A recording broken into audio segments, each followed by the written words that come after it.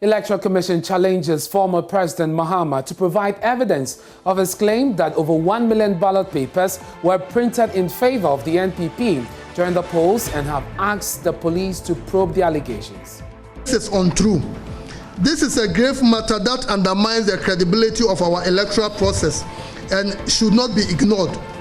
We call on him to provide evidence to support this claim. This is not a matter that should be ignored, and we call on the Ghana Police Service to investigate. The Commission also rejects the claim that the military influenced the declaration of the results.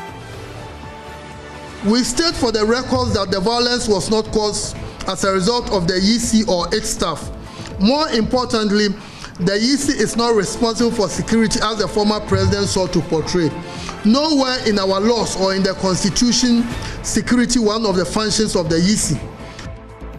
And barely 24 hours to a major Supreme Court ruling, the impartiality of senior Supreme Court Judge Justice Jones Doche has been questioned amid allegations he held meetings with the Attorney General, who is asking the highest court of the land to allow a judge return to the trial of the former Cocoa Board CEO, Dr. Stephen Opuni. At least 3 people arrested as angry residents of Medina constituency hit the street in protest of deplorable roads. We have details as MP for the area, who himself also got arrested, races against time to secure bail for his constituents. They should fix the road. We are not okay here. Our life is in danger. No to a taxi. No taxi. We are dying. We are dying. Government approves disbursement of over 40 million cedis to the Ministry of Food and Agriculture to combat continuous outbreak of bird flu. And the 44 million cedis has been approved by the government to fight this outbreak. Charles White will bring us details. This is Joy News Prime with me, Anna Smith, coming to you live from our Fanofa studios at Kukumlim, Accra. You're live on DSTV, channel 421, GoTV 144. This is your home of independent, fearless, credible, and impactful journalism. Stay tuned in.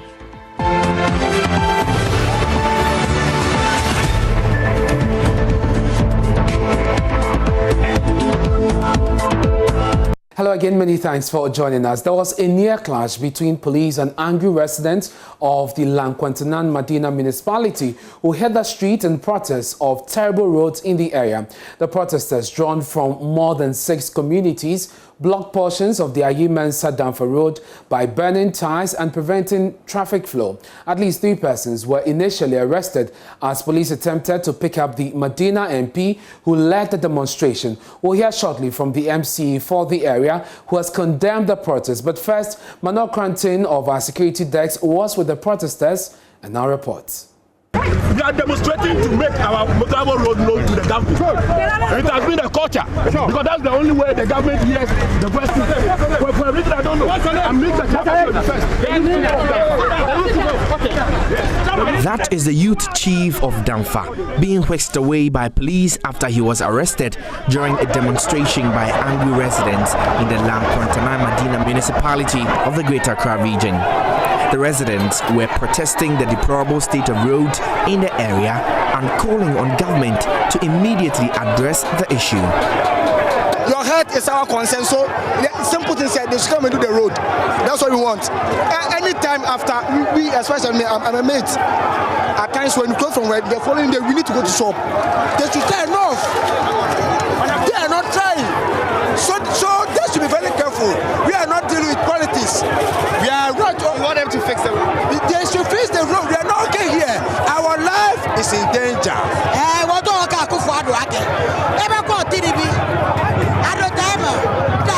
All the roads from Ayimensa to Otinidi to Danfa to Adotaiman are sports.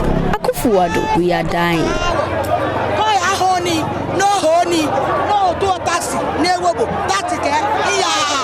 Akufuado, we are dying. The roads are terrible.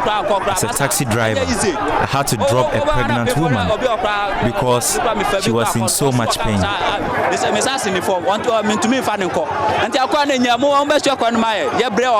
The angry youth burnt ties and blocked portions of the road, preventing motorists from moving. It took police intervention to clear the road.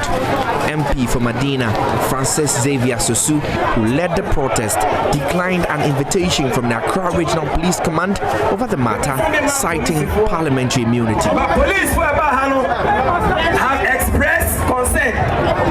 Say we are blocking the road. We are blocking the road. Road, I say, what kind of block are we talking about?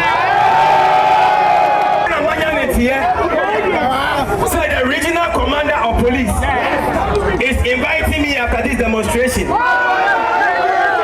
want to warn the Ghana Police Service. They will not put me under arrest. Suppose you ready. For leading a legitimate demonstration.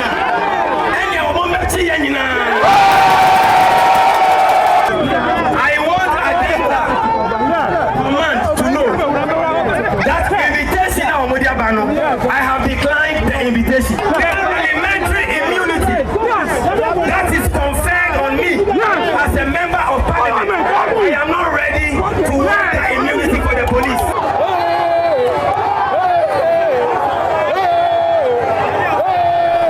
He was whisked away by his aides to avoid police arrest. Even though the authorities say the construction of the roads have been awarded on contract, contractors are not on site. For the residents, this is the first in a series of protests they will have if the roads are not fixed. We have seen this deplorable road for years. We're coming back. We are doing. That's the only language the government understands, and so we are speaking that language. We will speak that language until that road is constructed. Go against any rule. So we don't understand the reason why people should be arrested here, fought and back. But it will not intimidate us. This is not the first or the end of the demonstration. We shall continue. And Luther continue. As they await government action on the roads, the residents here will have to endure the situation some more. Manuel Clanting, Joy News, Ayimensa. Meanwhile, the MC for the Lanquantanan Medina Assembly, Jennifer Dede Ejabin, has condemned the protest, describing it as needless. Apologies for whatever that has happened to residents who live within this area. For me, it is a very needless protest. I have kept saying I've engaged a member of parliament severally and I've informed him that this exercise was needless. Needless in the sense that this is a contract or a road that has already been awarded. So if you're trying to get central government's attention, there are a lot of roads that you could get central government's attention on by not protesting. But in this particular case, it is a road that has been awarded on contract, but with challenges that the contractor is facing, has not been able to do much work. You have engaged the contractor yourself, and you have engaged me as chief executive. The reason the contractor has given is that the rains is making it difficult for him to come to site around this time.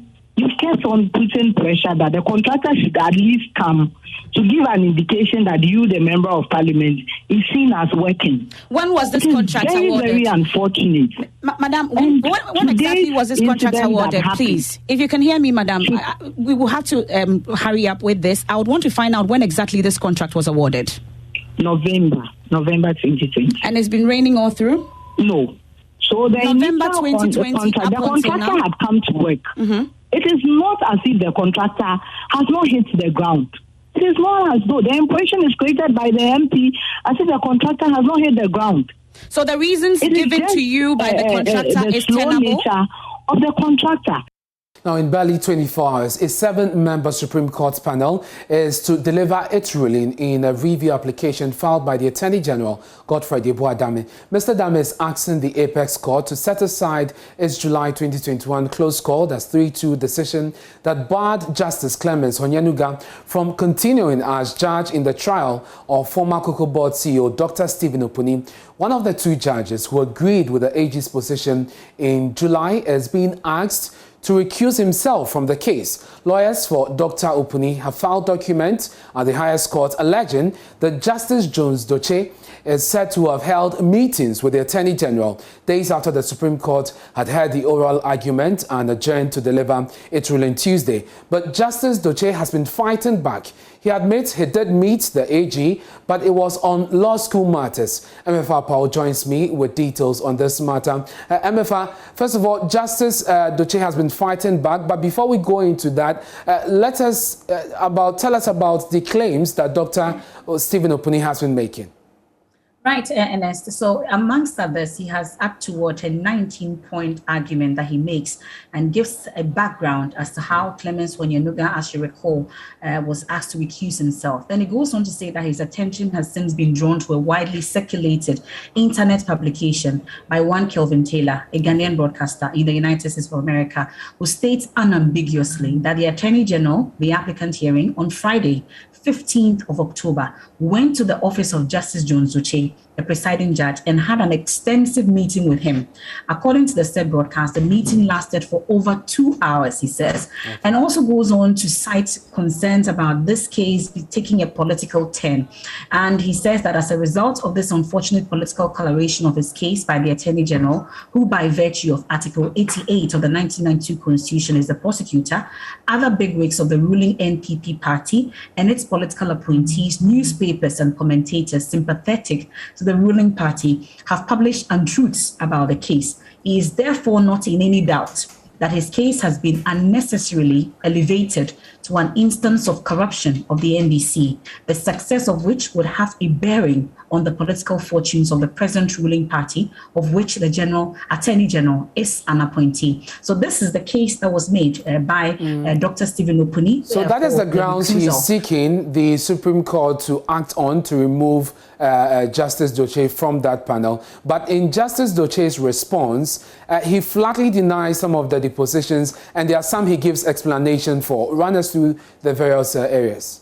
Okay, so he says that his attention has been drawn to this application, rightly so, and says that, save that in my capacity as acting Chief Justice during the absence of his lordship. This is the point where he responds directly to the claims that he had a meeting with the Attorney General. So he says that as acting Chief Justice during the absence of his lordship, the Chief Justice in Inyabwa, from the country from Monday, 11th October 2021 to Monday, 18th October 2021, the Attorney General paid a visit to me in my office.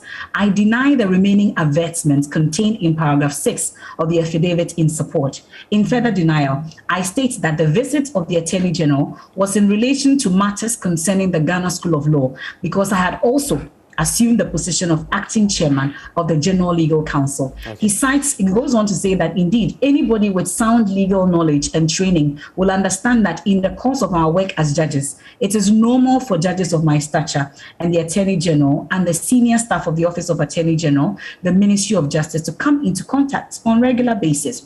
So point 7, for instance, says that apart from issues touching the Ghana School of Law, which I discussed with the Attorney General on the 15th of October, and which did not last more than 20 minutes, I believe that the instant application has been actuated by malice and poor judgment, responding directly to the talk that he had with the Attorney General and the claims that was made by Kelvin Taylor. So he goes on to also state in point 10, where claims were made that Justice Clemens Onyenuga was his close friend. He says, Justice Clemens Onyenuga and I were colleagues at the bar in Ho, and indeed, are close friends. The impression created in paragraphs 14, 15, and 16 of the affidavit in support are illogical and are not sufficient to require that I recuse myself. Otherwise, any other judge with sufficient knowledge of the presiding judge must equally recuse himself or herself. So these are the points that Justice Jones Doche makes to refute the argument that was put out by Stephen Opuni and his lawyers for him to recuse himself barely 24 hours for the Supreme Court to make a verdict on that particular case. MFR, thank you very much for bringing us those details. And of course, we'll be in court for you. We'll tell you what happens on the substantive case. Now, the Electoral Commission has challenged former President Mahama to show proof of his allegations that the EC during the 2020 general elections thumbprinted 1 million ballot papers in favor of the governing NPP. In the view of the Commission, such comments undermine the credibility of the electoral process and should not be ignored.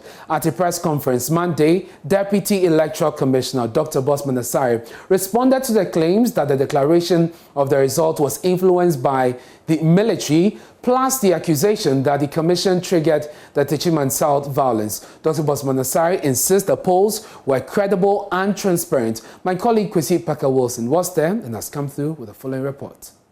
The first issue the Electoral Commission responded to was the issue about the EC printing about 1 million ballot papers in favor of the governing NPP. We are of the view that our silence on this false allegation could have dire consequences as it could undermine citizens' confidence in our dear country. The former president has said the EC printed 1 million ballot papers in favor of the President of the Republic.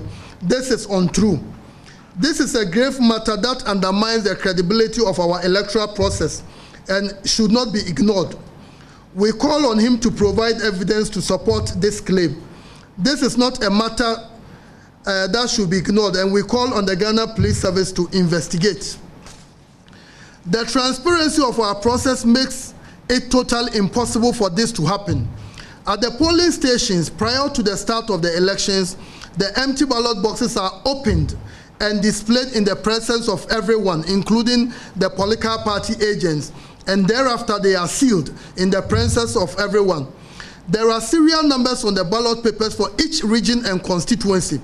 This is made known to the agents before the elections, and the political parties also know this. Our ballot papers also have security features, so any trace of new material will be clearly visible. Again, at the end of the poll, the ballots cast are cross-checked against the voters who were verified and issued the ballot papers. This ensures that overvoting is detected immediately, because if at the center 20 people were issued the ballots, we expect that the ballot box will contain 20. Nationwide, we had no issue with overvoting at all the 38,622 polling stations, except in Savelugu in the parliamentary election, where there was one, and I repeat, one overvoting. The transparency of our processes from the beginning to the end makes this impossible. Ballot staffing cannot be done. It is just impossible. Also raised concerns about the allegation that the declaration of the results was influenced by the military. Again, the answer from the EC is false. During the polls, a number of violence were recorded. It can particular mention as the Techiman South electoral violence, and also even in the Dodio. Well, particular mention was given to Techiman South electoral violence. The Electoral Commission says it cannot be blamed for the violence that characterized the elections at the collation center within the area. Ladies and gentlemen of the press, once more, the former president has accused the EC of being responsible for the violence that took place at Techiman. We state for the records that the violence was not caused as a result of the EC or its staff. More importantly, the EC is not responsible for security as the former president sought to portray. Nowhere in our laws or in the Constitution, security one of the functions of the EC. To lay security lapses at the doorstep of the EC is unfortunate. While we sympathize with the family members of the deceased, we reject any attempt to associate violence with us. Again, we call on the former president in the interest of our democracy to provide evidence that the EC orchestrated the violence. Finally, the Electoral Commission says it does not account to presidential candidates, and what they do is to account to Ghanaians through their representatives in Parliament. And so it is never true that the chairperson of the Electoral Commission, that is Madam Jean Mensah, is running away from accountability. We have on several occasions heard the former president state that the chairperson has been running away from accountability. This is false. The EC is an institution. As such, for the former president to equate the entire institution to the chairperson is an attempt to malign her and cause disaffection for her. As an institution, we account to the good people of Ghana through the Special Budget Committee of Parliament, and we have done so, and we report regularly. We do not account to individuals. We do not account to presidential candidates. The Constitution does not permit that. Furthermore, the Supreme Court is not the platform for the EC. It's not the platform for the EC to account to the people of Ghana. As far as elections are concerned, the Supreme Court is a court for settling presidential election disputes. The Regional Police has declared war on workplace robberies with a statement. It has strong leads that will see to the arrest of suspects in 2 cases in which 2 people were killed. Kumasi recorded 2 suspected robberies where 2 private security men on Adansi Rural Bank and A2 Aluminium Limited were killed last week. The Regional Police Command says it has reduced street robbery and car snatching and has put workplace robbery on its radar. ASP Godwin Ahianyo was speaking to David Akwete. So far, we are getting some leads, which is very positive. If you remember, when the Adansi Rural Bank one happened, the crime scene team was there to lift finger impressions or fingerprints, and same was done at the A2 Aluminium Company. So we are comparing the finger impressions to see whether it is the same syndicate that perpetrated that very robbery too. Because looking at the way it happened, we suspected that maybe it would be the same syndicate who committed that particular robbery as well. Since our new commander came, we introduced this SWOOPs, where we do almost every week we conduct SWOOPs at criminal dens, and we realize it has reduced the rates at which people were being robbed of their personal effects by these motor riding guys. But as we said, there are some cases reported. I want to just assure the general public that we are not going to let our guards down. We'll ensure that these persons are arrested. The law must work. That is the agreement reached between the police and faith-based organizations in a meeting held at the police headquarters Monday. The meeting, called by the Inspector General of Police, comes in the wake of the arrest of a prophet who has been caught up in the gunshot attack hoax by dancehall musician Shatta Wale. Now, the prophet, who was granted bail today, is said to have prophesied the death of the musician. Addressing the media at the meeting, Presiding Bishop of the Methodist Church of Ghana, Right Reverend Paul Boafo, said they will embark on a sensitization program to ensure their members don't fall foul of the law. And we had resource persons coming in to tell us about how religion can be used to foster coexistence, and then also to obey and adhere to the laws of this nation based on the church's operations in Ghana. And some of the areas that we looked at indicated that the church can fall foul and can be sued or can be brought to law when it comes to noise making, when it comes to things that are inhumane, that are committed in the society. And all these things are not new. They are our laws, which we believe that they must be enforced in society. So all the heads agreed that the police must be supported, by the faith-based organizations to do their work. And in doing their work, it means that the laws must work in Ghana. And that is what we are all agreeing on. And as a church, what we can do best is to support them with our prayers and also support them in every aspect of their life. Gathered here this morning are mainly from well-organized groups. You have churches that fall within these organizations, but there are those who do not particularly identify, which has mainly been the problem. Was that, discussed at the meeting and ways to handle it? Yes, it came out very, very clearly that unfortunately those who fall foul to these laws are not with us. But we believe that with the education that is coming and then the enforcement that will be put out there, they will come to know. The Acting Director General of Public Affairs of the Police Service, ACP Kwesi Fori, says they are poised to sanitize the system with the collaboration of the organizations. Key among the issues discussed is education and law enforcement.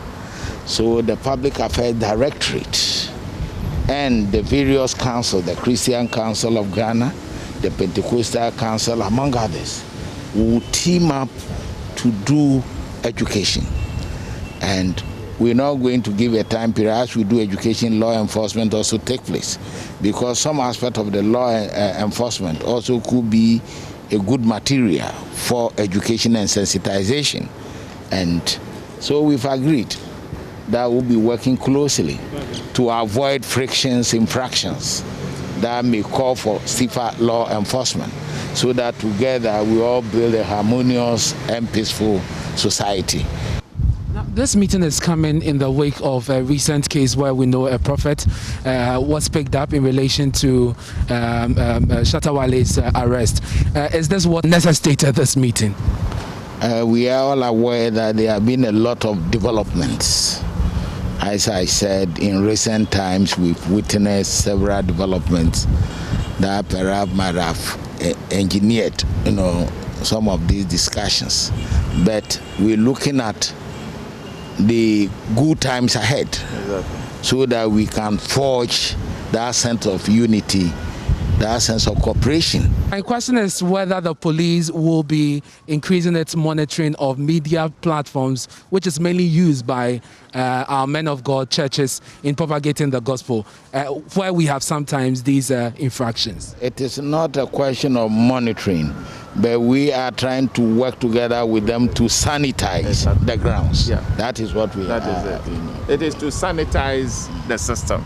Yeah, so it is not just going out there and monitoring like witch hunting. No, that is not what the police is going to do. But we'll make sure that things are put in order. Now, thousands of Ghanaian youth in Kumasi trooped to various centers Monday to participate in the documentation and medical screening exercise into Ghana's security services. The young job prospects anticipate their enlistment by the Ghana National Fire Service, the Prison Service, and the Ghana Immigration Service will end their long drought of being unemployed. There's more in this report. Recruitment of personnel into the Ghana Immigration Service, the Ghana Fire Service, and the Ghana Prison Service began today here in Kumasi. And right now we are here at the Kumasi Babayaro Sports Stadium, where the Ghana Immigration Service are having some recruitment exercise. The medical screening and documentation exercise is expected to end by the close of week. The unemployed youth, including university graduates, joined long queues at the various centers in wait for their turn to undergo the screening exercise. As you can see behind me, there are several unemployed graduates who have come here to be recruited. And we engage with some of them, and here's what they have to say. It's been stressful so far. I reached here around 5:45. In fact, the time that I came here, I met about 300 to 500 candidates or applicants over here, which I started joining the queue from the Amas Gate. So I think by 2 hours or 3 hours, I will be done and leave the place. According to ACI Charles Yaubidiakon of the Ghana Immigration Service, successful applicants will take an aptitude test on Saturday to complete the recruitment process. It's going to last for 4 days, from Monday to Thursday. We break for Friday and they'll write the aptitude test on Saturday. So far, so good. We've not had any problems.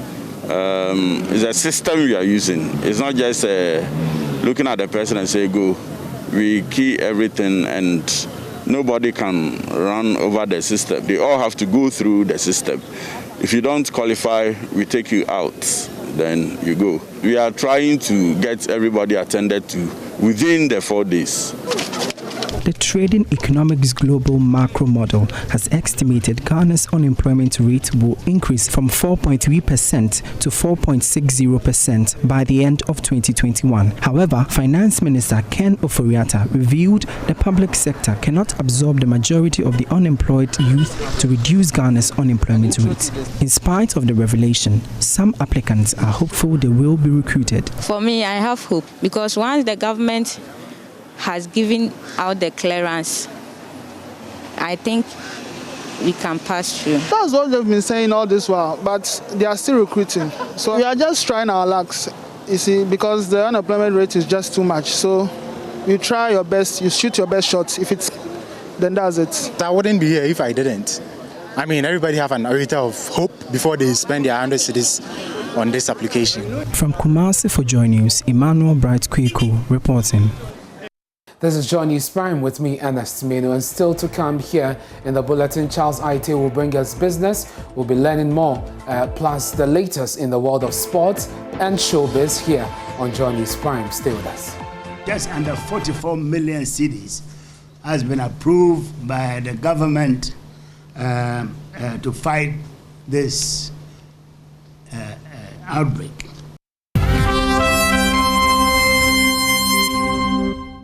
Welcome to business. I'm Charles Aite. To our first story, government has approved the disbursement of over 40 million cedis to the Ministry of Food and Agriculture to combat the continuous outbreak of bird flu in the country. 70 million cedis out of this amount will be disbursed to the farmers as compensation for destruction of their farms and birds. According to the sector minister, this is part of measures to contain the spread of the virus in the country.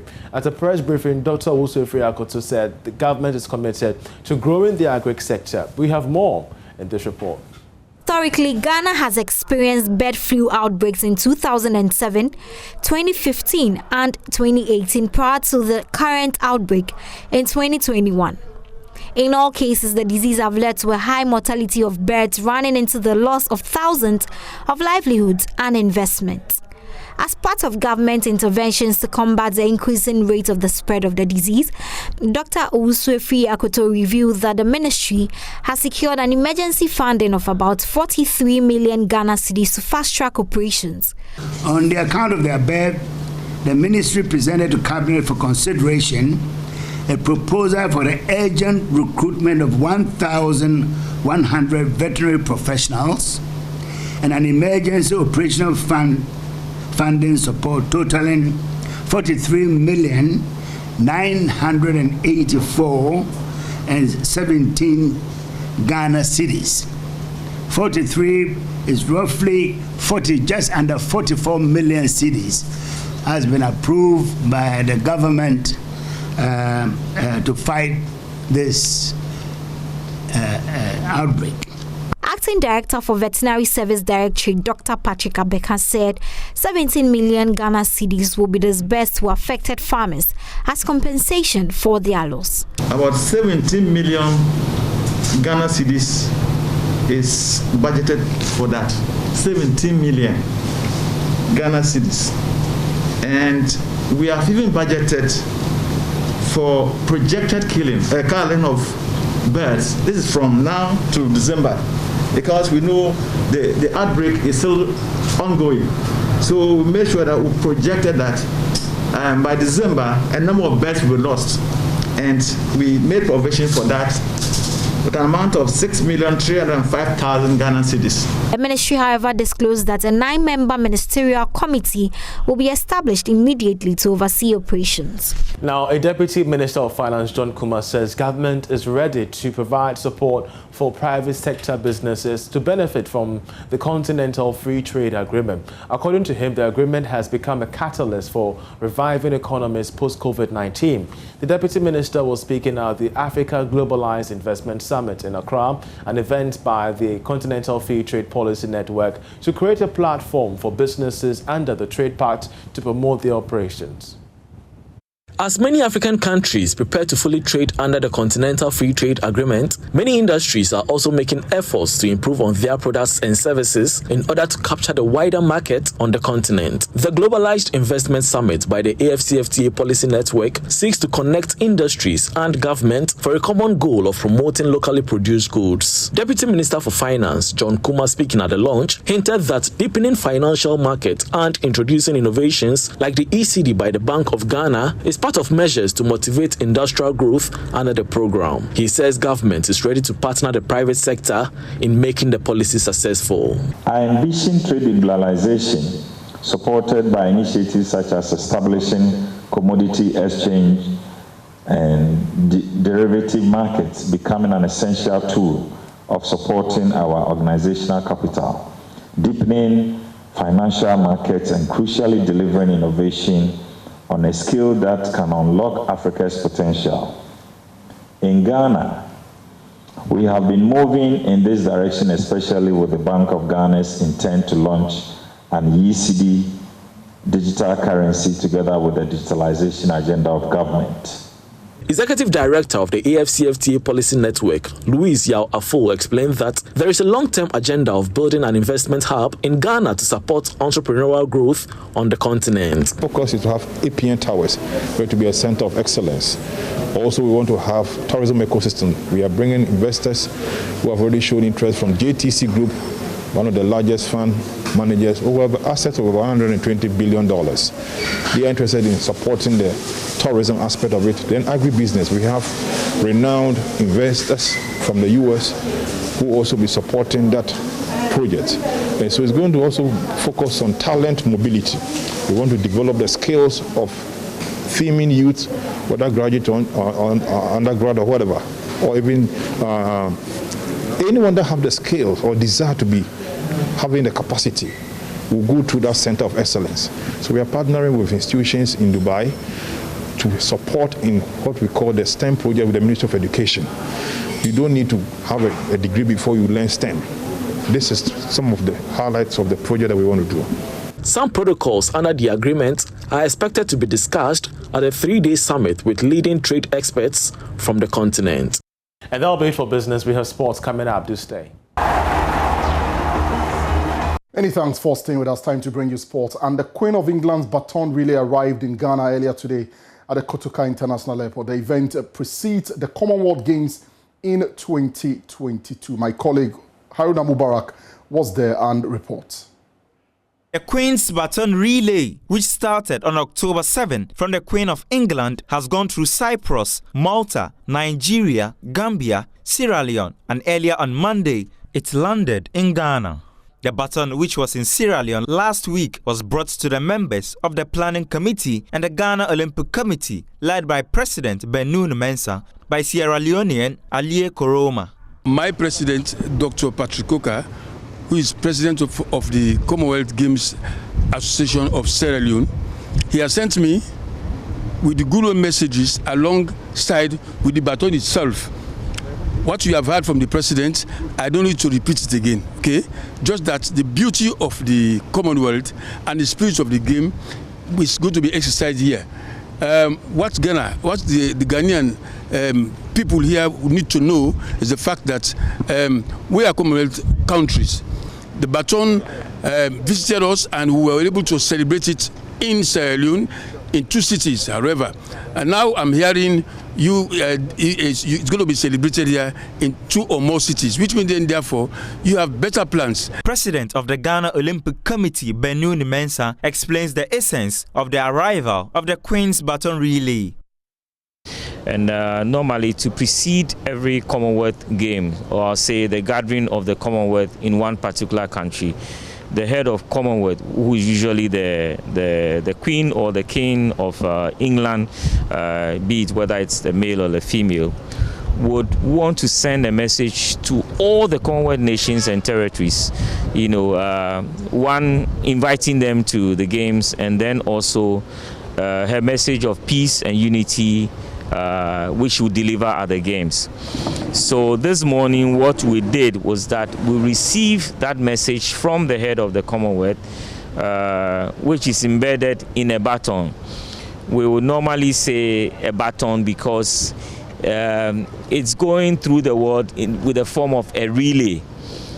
So that's why we use the term baton. But if you see it later in the day when His Excellency the President receives it, or when it is unveiled at the presidency, you actually see that it's a torch. But because of the role it is performing, we tag it as a baton.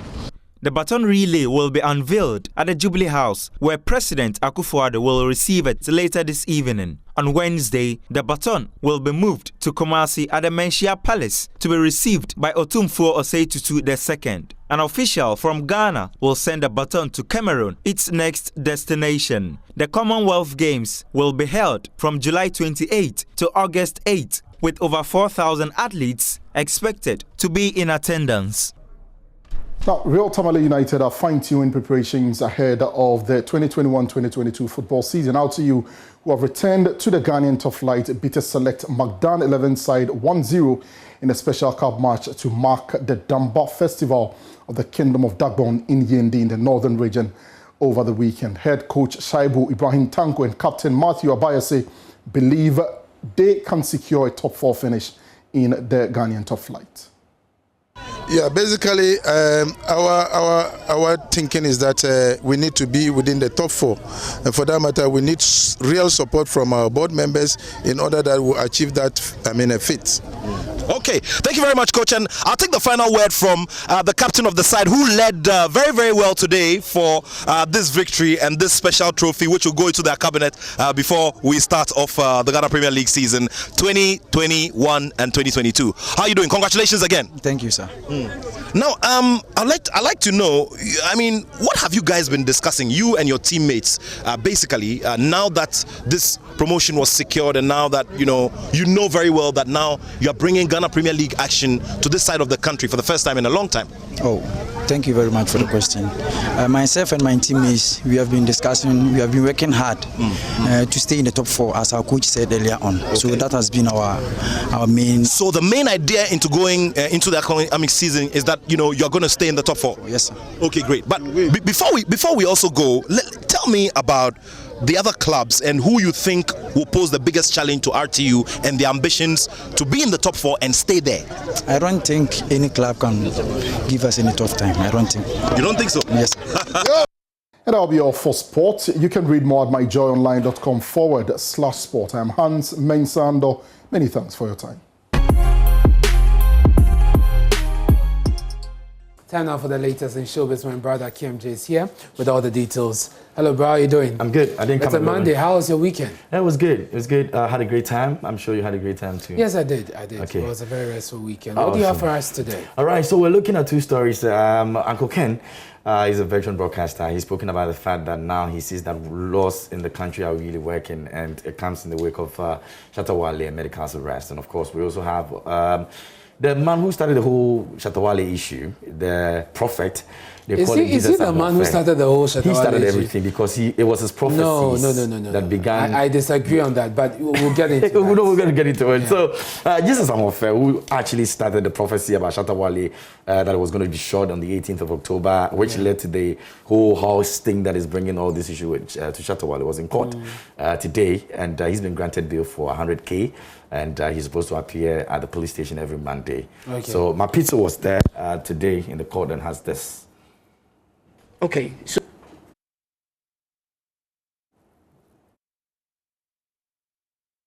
It started with Bishop Stephen Akwesi, popularly known as Jesus Ahofe, who had predicted that musician Shatta Wale would be shot on October 18, 2021. The bishop of the New Life Kingdom Chapel was then charged for causing fear and panic. However, he pleaded not guilty at his first court appearance on Thursday, October 21st, 2021. He reappeared in court today, October 25, 2021. Where he was granted bail of 100,000 Ghana cedis with 3 sureties who are gainfully employed. His reports to the police every Monday and Thursday, and the next court sitting is October 29, 2021. From the Accra Circuit Court, I am Mapito CBD.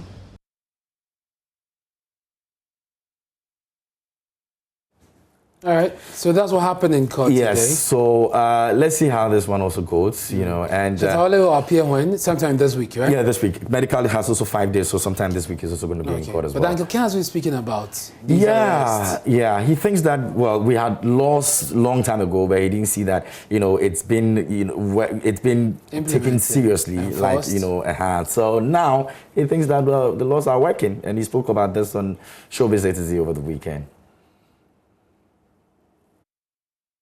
Okay, so he decides that the best way to attack the prophecy is to do what he did. But you cannot break the law to make a case, even if somebody has broken the law. And I'm happy that the laws are, what I have been very happy about amidst all this is the fact that I have enjoyed the intellectual discourse that lawyers and certain people are putting across. Put aside the chaff, you know, the emotional, you know, turbulations that people are expressing. Put those aside. I enjoy the intellectual discourse and what I can garner from that to see where we stand as a nation. And I'm happy to see that there are laws. You see, we've always been crying out that there are laws in this country, but we never see it work. Yeah, work with the laws. And this time, the laws are being made to work. Let's see it through. I just hope we see it through, because there's been too many instances in this country where we've all come out in shouting, hey, hey, hey, hey, hey, this person has done that, this person has done that. They're taken to court, first appearance, second appearance, and that's it. Yeah. We never hear anything again. I mean, there are countless cases that have never seen the end that I can recount. So I just hope that this time this goes all the way. I hope so too. Uncle Ken has made my point for me. Yeah, that's a big deal, you know, and we're excited that, you know, things are going the way they go, and we're just praying that they all come out, you know, and learn a lesson from that. Hopefully. And it goes for every other person in the entertainment industry. Thank you very much, KMJ, for bringing us the latest in the world of showbiz. And we'll bring you some more stories here on the bulletin. Starting tomorrow, Tuesday, 26th October 2021, the over 28,000 membership of the Health Service Workers Union of the Trades Union Congress have been directed by leadership to abandon their posts. Now, this is to protest government's decision not to review conditions of service of its members. They also cite government's decision to deliberately cause disharmony within the health sector. Franklin Owusu-Ansah is the General Secretary of the Health Services Workers Union of the Trades Union Congress. The Upper East Regional Branch of the Health Service Workers Union of the TUC have endorsed the call by the National Union. As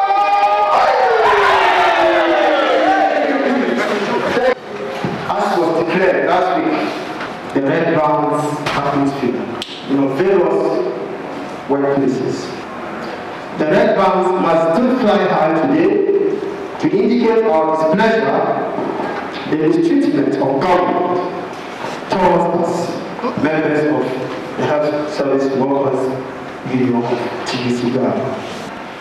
It is better to note that government has deliberately decided to cause this segregation, this harmony within the health service fraternity. This assertion stems from the fact that the collective agreement between Health Service Workers Union and the government since 2016 has not been fruitful. It has not been implemented, not the least, not at all. The review of the condition of service for health service workers members has been long overdue also. After the sister unions condition of service, our colleagues who work with the various unions condition of services have been worked on and have been implemented. Members is that please, there will be a task force.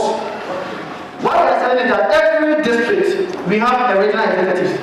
Those regional executives will be tasked force who will be going to the various facilities to ensure that, in fact, they say the office place is for government, but our service is for ourselves. So we make sure that we are not going to lock the office because the office place is a space for everybody. But we are leaving the place, we make sure we go and knock all our members away from the various hospitals and then the directories. So there is a task force in place to ensure that this is compulsory for all members.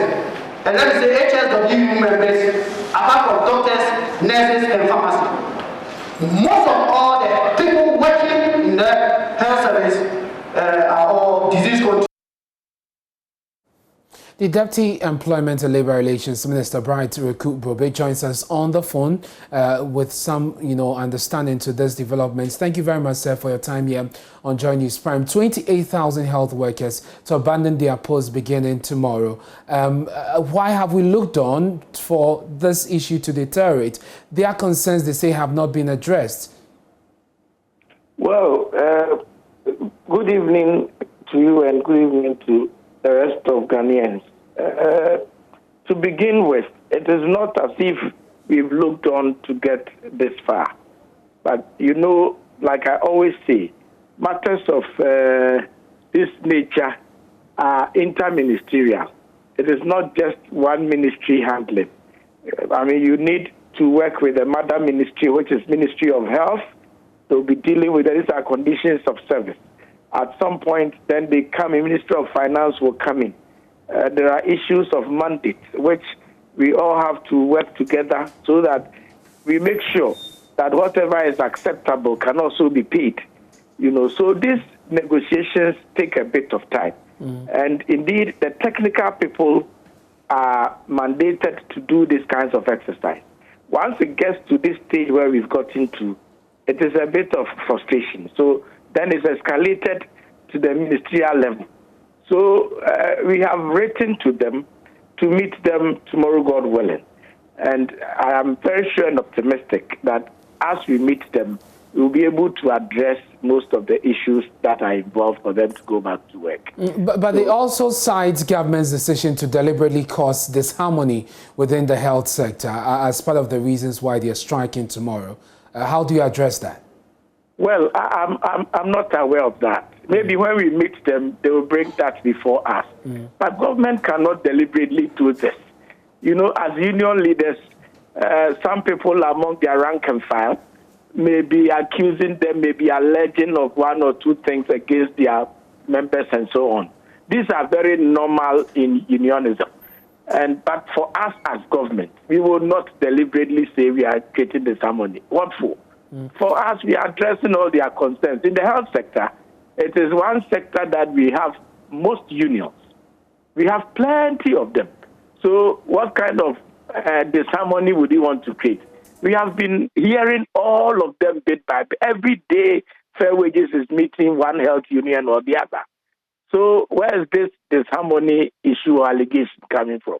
But once we meet them and they raise it, I'm very sure we'll be able to address them. But Honorable Minister, Deputy Minister, we've seen a number of labor unions in the last few weeks, raise issues of conditions of service. Many of them are outstanding and have been on the books for many years. For instance, UTAG had its issues all the way, they're tracing it down to 2010. And many of these labor unions coming up, how does government have a plan to address this, in the long term?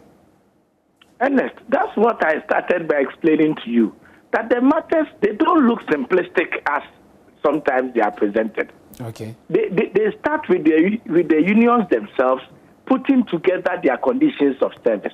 They will serve government government will go back to them. And when I say government, I mean fair wages, which is dealing with them. Yeah. So it's a process.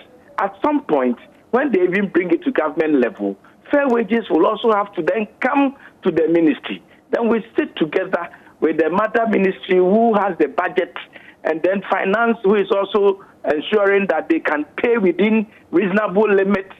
So these things don't just happen at night and we say we are okay and it's going. But for some of the issues... The second leg is that yes, sir. You are even citing 2010.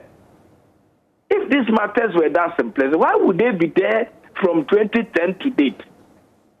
We have been resolving the matter. You would see that from 2017, this government has done its best to address issues that were not able to be addressed way back from 2010.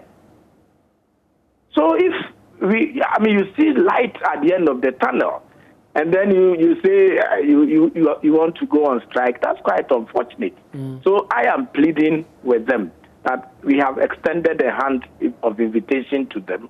Tomorrow, God willing, we are meeting them. My minister is so passionate about these issues. When they come, immediately he wants to meet them and resolve them. And in all these cases, we also give credit to the labor unions. They have understood that spirit of tripartism. So when we meet and talk, some of these things are resolved. It's unfortunate that it gets this far that we have to be talking on air. Can we expect an intervention to reverse this strike action? Can we expect that? Oh, I am very optimistic that when we meet tomorrow, after all, the basis of they saying they are going on strike is because they felt that they were not being attended to, or we are not responding to one or two issues that they have raised, or the request that they are trying to. And so if we meet tomorrow, then we put all these matters on the table.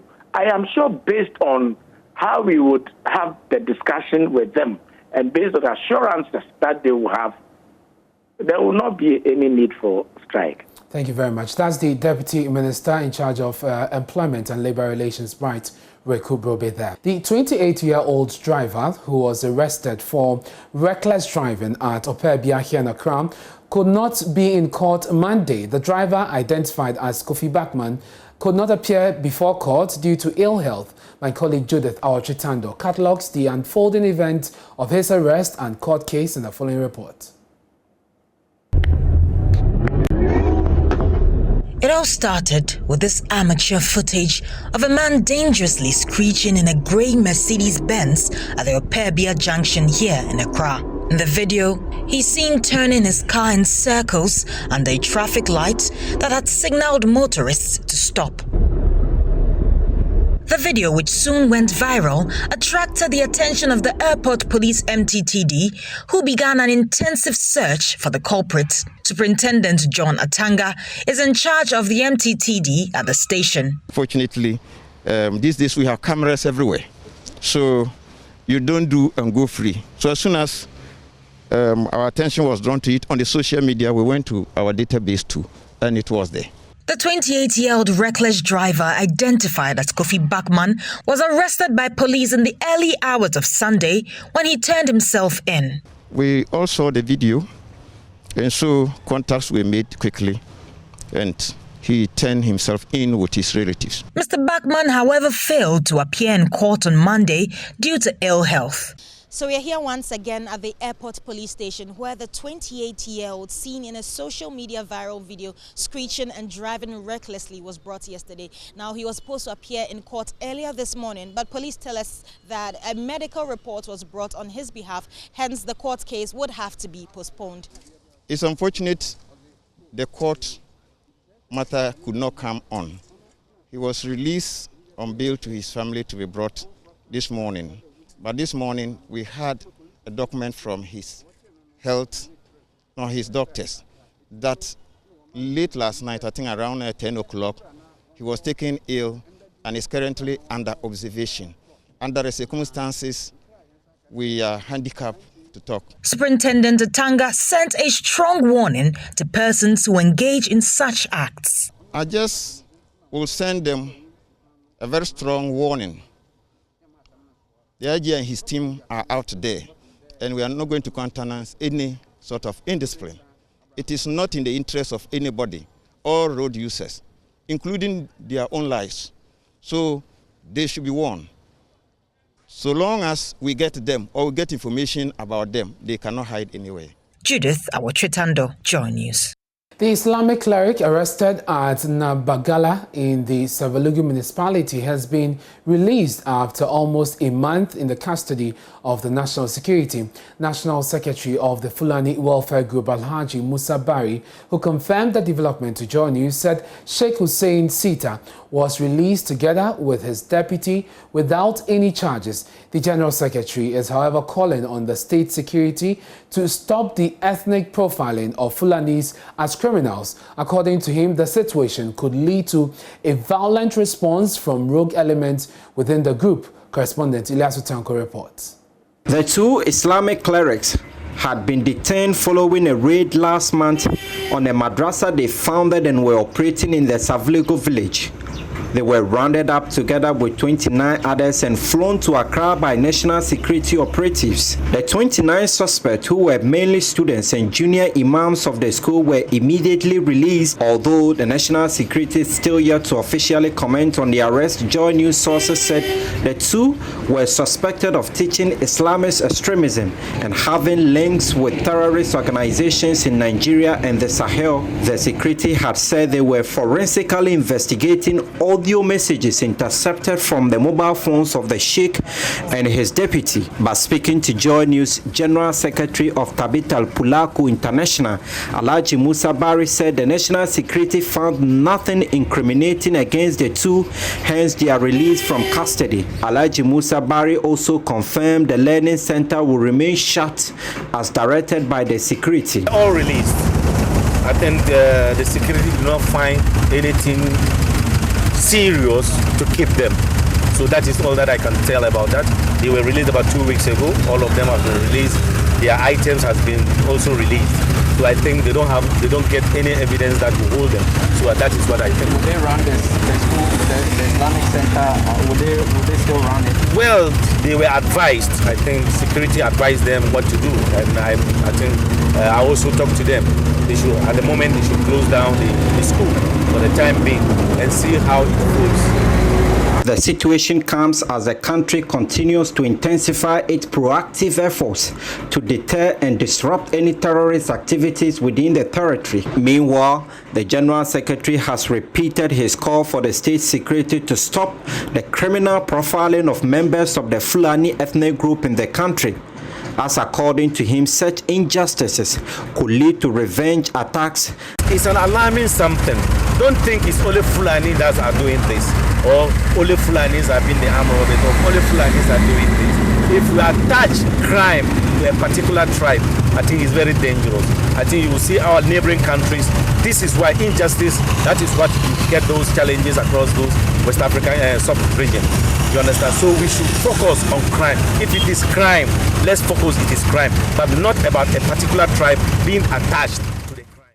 Ilyasu Tango filed that report. Now, effective Monday, November 1, 2021, all tricycles are banned from plying the Accra-Tema motorway. The initiative forms part of government's Make Accra Work Again agenda. The Greater Accra Regional Minister, Henry Korte, while announcing the partial ban, said tricycle users flouting the ban will be dealt with in accordance with the law. Now, under this ban, all impounded tricycles will be given up to the end of month to prove their case or risk their cycles confiscated. However, starting February 1, 2022, the activities of tricycles will not be allowed on all principal streets within the region. The minister has also been announcing other regulations which will take up soon. Inasmuch as citizens have the right to own and ride motorcycles and tricycles, they must be done in accordance with the Road Traffic Regulations 2012 LI 2180. Further to this, RESSEC, in collaboration with the Motor Traffic and Transport Department, MTTD, of the Ghana Police Service, the National Road Safety Authority, and the Driver and Vehicle Licensing Authority intends to rigorously enforce road traffic regulations in the metropolis through a joint task force, particularly in the area of crossing traffic lights when it turns red, riding without a license, the use of an unregistered motorbike, bicycle or tricycle, and riding without the appropriate gear. As I said earlier on, effective 1st November 2021, no motorized tricycle, and I repeat, no motorized tricycle, otherwise known as Aboboya, should ply the motorway. This is just for Aboboya. However, in line with the intended exercise, all motorized tricycles, in particular, motorcycle and tricycle riders should keep away from all major highways and principal streets and restrict their operations to community riding by 1st February 2022.